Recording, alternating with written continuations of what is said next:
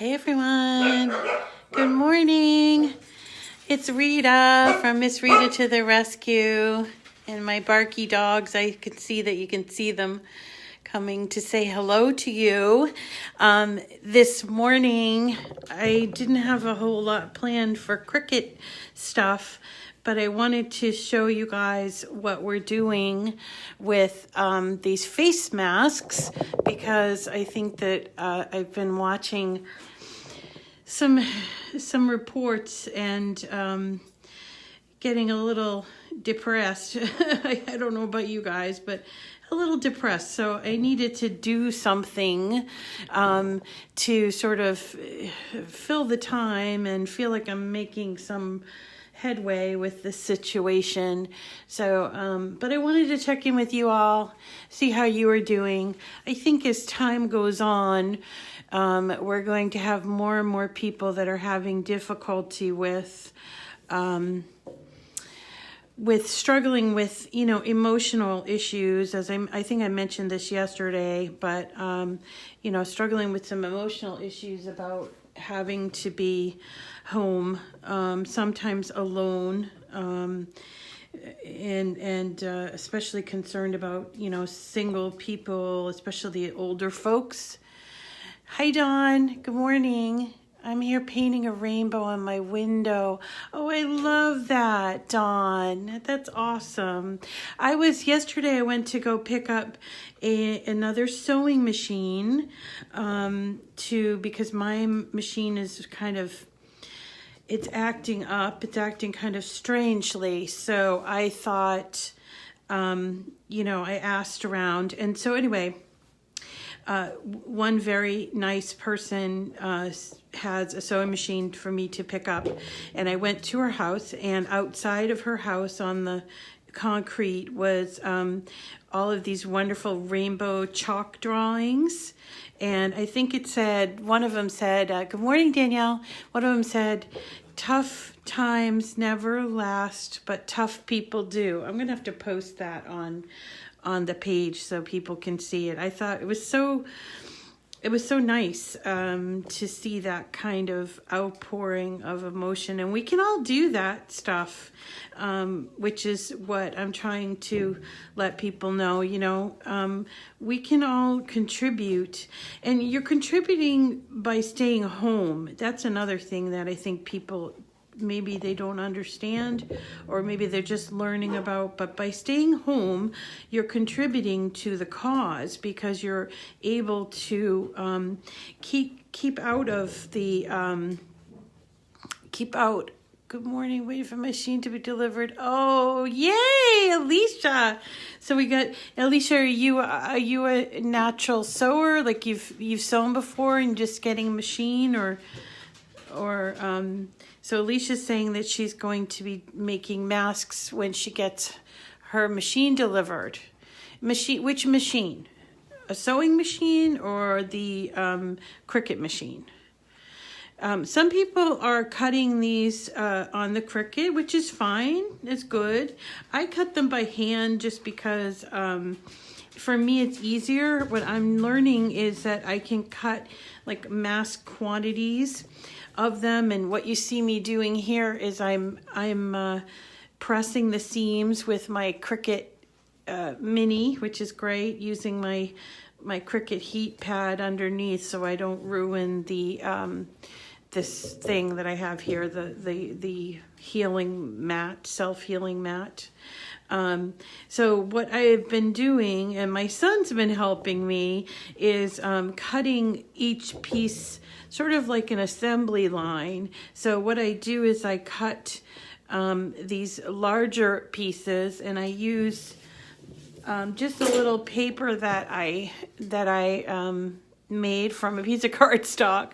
So it's 9.5 inches this way and 7.5 inches this way. And so that's that piece there. It looks a little smaller here only because I've attached those smaller pieces there. So, and then I cut out 2 pieces in this size, 7 by 4.5 inch. And I cut this in snuggle fabric, which is like a flannel. Here's what it looks like it's soft. This is the part that's going to be on the face, closest to the face.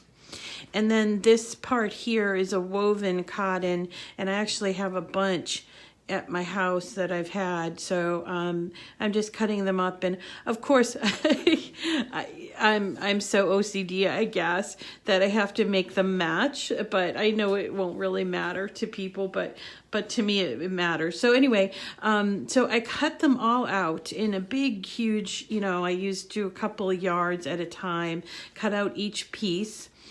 And then what I do is I take the smaller pieces and I fold them over using the iron and then sew across here, right? I have to do that for 2 pieces. So I sew across this side here on 2 pieces, and then I put the right sides together. So this is the right side, and then I put this right side together and this right side together, right? So then, good morning. Good morning. I have never seen in my life a brother sewing machine. Oh, yeah. Well, I got that from my neighbor, the brother sewing machine. And then I have an Elna myself that was given to me, probably 20 years ago. So, then I'm sewing the right sides together. Let me just show you. So 1 piece of the bigger, the 9.5 by 7.5, and 2 pieces of the 7 by 4.5. Okay, and then the 2 pieces are going to be the back of the mask, the place that's going to the face, and then the larger piece is the outside. Now, the thing about this design is it creates a pocket. And let me show you what that is. So here is a kind of almost completed mask, okay? And inside, there's a little pocket that's created. Not only does it have 1, 2, and then 3 pieces of fabric, but there's a pocket so that the nurse... oh, you do, Danielle? She has an Elna too. I don't know how I got that one. It was a gift, I think. But so the pocket is for the filter. Now, some people are saying, well, the cloth is not going to keep the microbes out. I totally understand that. And I have talked with several ER nurses and doctors about it. And what they want is something that's reusable, so that they can stretch out the masks that they have. So they can use the filter inside of here. That's a pocket, they could put the filter in there, and then they put it around their ears like this. And it does have these like little pleats, so it can sort of mold to the face. So now I know that there are a number of other patterns out there. You don't have to follow my pattern, but if you do want to follow it, it is listed on my page, my Miss Rita to the Rescue page, and you're welcome to do that. And just think about when you're doing it, the kind of material that you're using. Like I said, you don't need to use the snuggle flannel, but it feels nice on the skin. Yeah, Danielle, for filtration, I'm leaving that up to my nurse friends, my doctor friends. They are telling me that they can get these N95 masks, but they're short in supply. So when I donate these, they're going to take their N95 mask so that they can continue to reuse it, I guess. And they put that in there. So I have a friend, Carol Somerville in Florida, and she was demonstrating how these work as well. She wears her regular mask and then this over it. And then this part can be cleaned and reused. That's the idea. If you just wear it this way without a filter of some sort, it's not going to guarantee that you're going to stay away from those those virus microbes or whatever. Okay. And also Carol has told me that, in the isolation rooms, they have to wear and so this is a matter of, they only have so many. So for the ones that are just regular people, encountering regular people that don't have COVID, they want to wear protective gear, and so they're going to be using this. But for the regular isolation, they're going to use the official. So they're basically rationing, which is sad, yes, but it's just. Yes, I will, Alicia. She wants to know the cardstock dimensions. So this is what I came up with, and I'll show you all the different parts of it. But, okay, so the big piece, the main piece, the front piece is 9.5 inches by 7.5 inches, okay? And I just cut out a piece of cardstock. You cut one of these. And then you cut two of these, 7-inch by 4.5 inch. Okay, so that those two pieces end up overlapping here, and then they get turned around to make this pocket. So this is what I did after I've cut them all out, and I've sewed these ends just to kind of give a nice straight edge. Then I do press it with, whatever, my iron. I use my Cricut iron, and then I press these on the other side. So I'm making that like envelope, that pocket, okay? So once I do that pressing, okay, then I am able to turn it over like this. And what I do is I pin it to make those pleats. I do these pinch pleats. Let me make sure that it's in view, okay? So I'm only pinch pleating the front. I'm not pinch pleating the back, okay? So I take my pins, and I'm going to make 2 pleats, and they don't have to be big ones. They just have to be kind of just a little pinch pleat, because what that does is it allows the face, it allows the mask to conform to the nose and mouth, the face, which is not flat. So it gives that curve to it. So here's the pinch pleat that I do on both sides. And again, you don't have to be a perfect seamstress to do this, and if you're just going to make them for local, your friends or whatever, I'm sure they don't care what it looks like as long as it works. So don't get stuck on that, oh, I don't have the right material, or I'm not a very good sewer. So okay, so once you do the pinch pleats, and then you would come back here and you would sew along the pleats right here. This is where you're going to sew. Once you sew that, you turn it over. Now remember, it's sewn here. You can take those pins out. You turn it over, and here's where you're making that little pocket. Okay. Once that's sewn, then you have to fold the ends.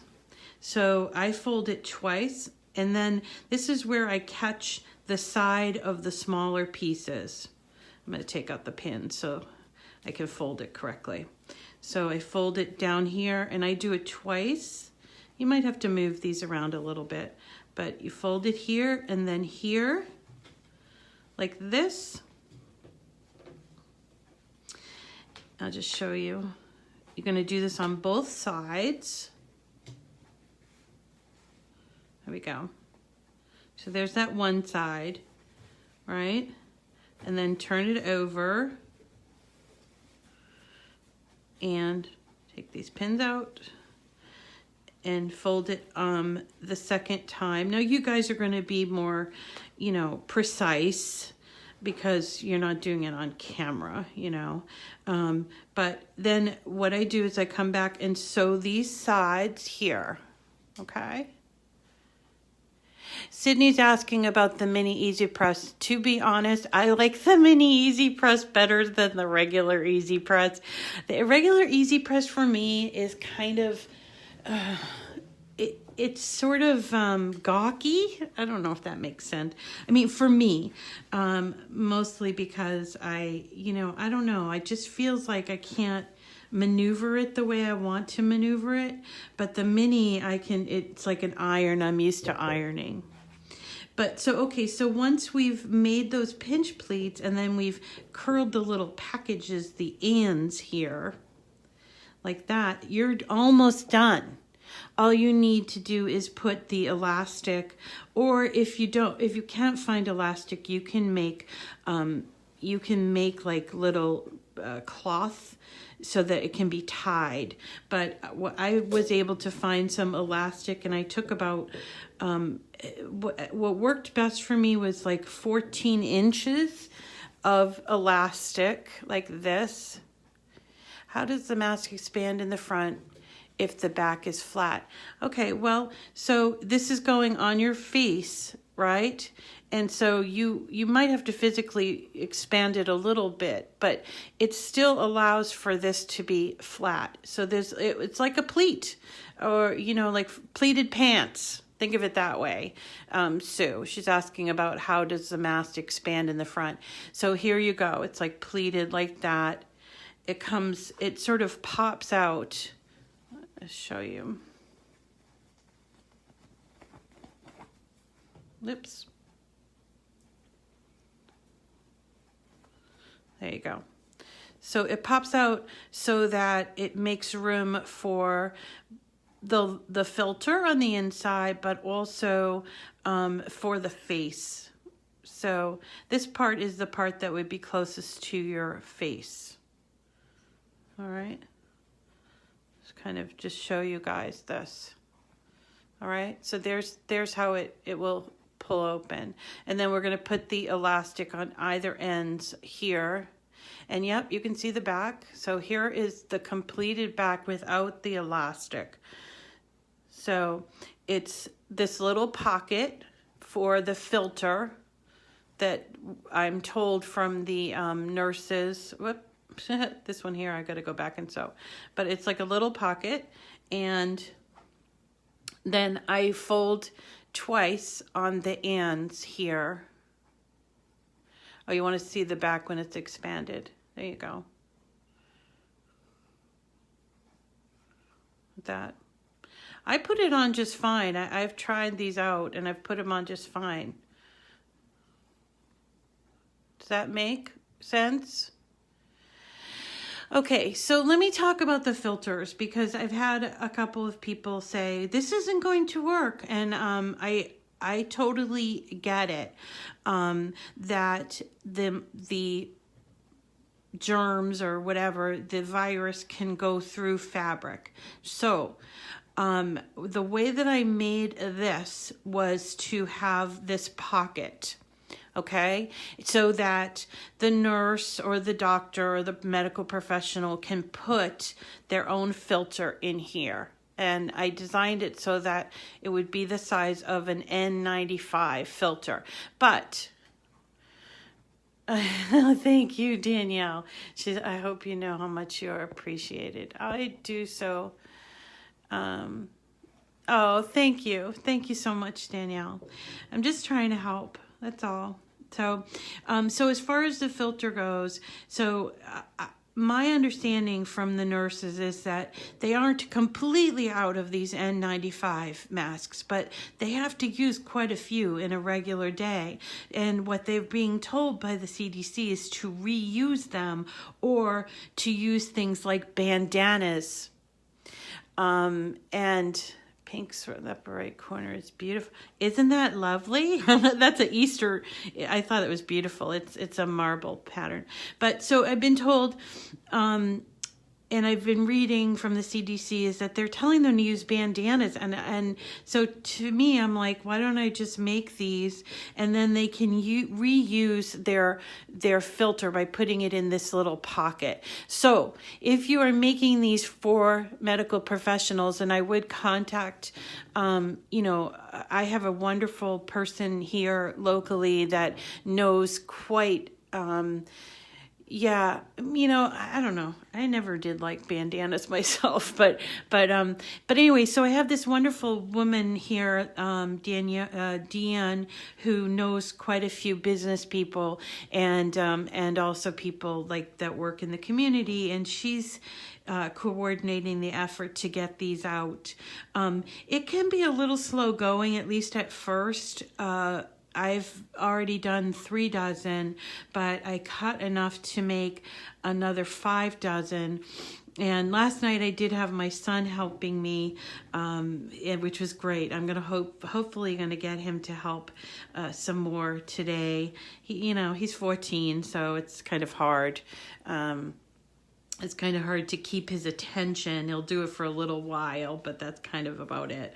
But once I establish kind of a routine here, which is I cut everything first, then I do the sides, these ends, then I attach them to this. That's step 3, and then I press everything like this, turn it in. That's step 4. Then I turn it over and do the pleats. That's step 5. They're reusing their mat. Okay, so Alicia's saying, I hope I can do a good job for him and the staff. Thank you for making a relatively... Oh, yeah, Alicia. And it's wonderful. I ran into a CNA at the fabric store yesterday before it closed. And she was... she's a CNA and she doesn't know how to sew. She said, my daughter's going to help me. And she was so thankful, to have, and we can do this. This is basic sewing. It's really not difficult. This could be done by hand, but it's obviously slower going to do it. So anyway, to get back, so first I cut all the pieces, then I do the sides here, and I press them and then sew them down there just to make a nice edge. Then I attach them to this, the inside, they're flat, the facings are together. So it makes kind of a little overlap, and that's fine that it overlaps. Then I open it up and press it down, do it on the other side, press it down, right? And that's the next step. So then I get a whole bunch that are like this. Then I flip them over like this. And then I pinch pleat them. As I mentioned, we just do a little pinch pleat. And I do 2 of them. And they're not really huge pinch pleats. They're just slightly, just like maybe it's a 1/2 inch. Okay, and then I do that on both sides. So I do the pinch pleat, all right? And then I sew here on the ends where the pinch pleat is, okay? Then once I've done the sewing there, I can turn it over, and then I roll up the sides to make, I do it twice rolled, to make like a nice finished edge, okay? And then I take the elastic. Now, let's talk a little bit about the elastic so that you know. This is like 3/8 inch elastic. It's what I could get. And I got a whole bunch, and you can see a whole bunch that I've already pre-cut. I cut it at about 14 inches. And then this one piece I cut in half, okay? Let me show you. I cut in half. And then I sew them like this. So here on the edge. I don't, Danielle, because I'm not a medical professional. She's asking if I have an N95 mask that I can put in. I don't. What I'm doing is I sent off a bunch to like a friend that is a medical professional yesterday, actually a couple I sent off yesterday, and they're going to be responsible for the filter. Now, some people have suggested, well, you could use a coffee filter. Honestly, for my purposes, I don't know if that's correct. I really don't, and I don't want to give bad advice. So for me, I'm making these for people that have that can have access to those filters that they can use. But if you're making these for yourself, you could do a little research. I haven't had time, to be honest, to do research on what would work. Someone mentioned vacuum cleaner bag, and then there was like this whole like list of different things that would work, but I just haven't had a chance to do that. My main goal is just to make as many masks as I can and get them to the medical professionals. Your goals might be different. They might be for you, your personal protection, but I just wanted to, I'm not actually wearing these myself. I'm just getting them to the medical professionals so that they are protected, because they need to be protected. They're working very hard and it's going to be a tough go for them. And I just want to make their life a little bit easier so that they can, do their job. This could get very overwhelming to them very quickly. And I hope that the businesses are going to step up and provide masks so that I don't have to make these. But in the meantime, I just can't sit by myself and do nothing. So this is what I'm doing to help. I'm also doing a card challenge. So if you can't sew or you don't have access to supplies or whatever, and you want to do a card challenge, I've been sending thank you cards and just sort of love cards to people that are on the front lines. And I'm also trying to coordinate one for people that are stuck in like rehabs and nursing homes. So my biggest challenge right now is time. It's not effort or supplies. I have plenty of that. It's just time. And I've been working, basically when I get up in the morning through the nighttime to do these and to procure everything and get it going. So, and I'm only one person. I can only do so much, but I'm going to keep trying. So, but I wanted to come on to inspire you, to encourage you, to look for ways to help. And even if that is just staying home, people, and trying to stay happy and sane at home. That's all that's needed. If that's all that you can do, that's fine. So get out of the way or put yourself in quarantine, and let the professionals handle this. And if there's something you can do to encourage others, do that. Okay. And also, let's see, I'm going to come back. Yeah, you could do that. Sydney's, thank you, Sydney. You're so encouraging. Danielle is saying you could join in production. You can send them to me. I live north of Boston, which is, as you know, is sort of like the center of the medical community, or I don't want to say that, there are quite a few wonderful hospitals around the States, but we have quite a few here. In Massachusetts is we're taking all of the effort to try to flatten that curve. But yeah, if people want to send them, I can post my address, or if they want to PM me, that's fine too. And we can just go ahead and work from there.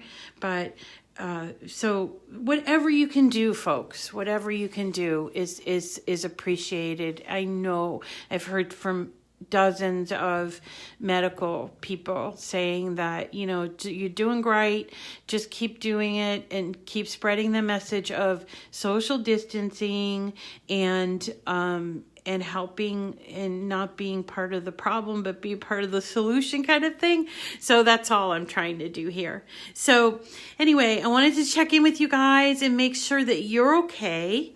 And that you're doing okay. If anybody's having a problem, they're wondering.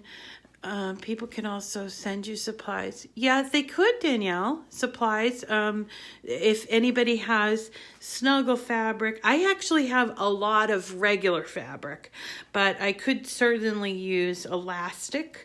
Any kind of like flat elastic. It doesn't matter the color, a 1/4 inch, 1/8 of an inch, 3/8 of an inch.